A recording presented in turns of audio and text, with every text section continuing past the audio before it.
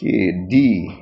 Kisah memerlukan 3 hari 6 jam untuk kek lapis, 1 hari 2 jam untuk kek telur, hitung beza antara guna kek lapis. Okey, bila beza ni maknanya operasi tolak.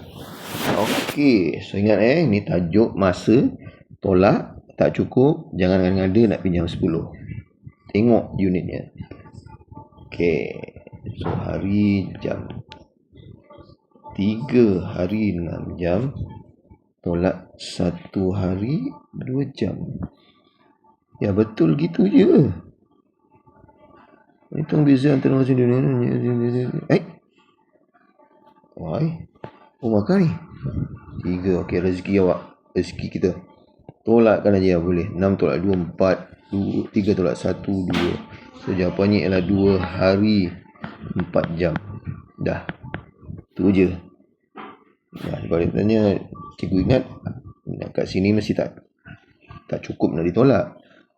Ya, jom lagi sekali kita semak. Okey, 3 hari 6 jam. Betul. Okey, 1 hari 2 jam dah betul.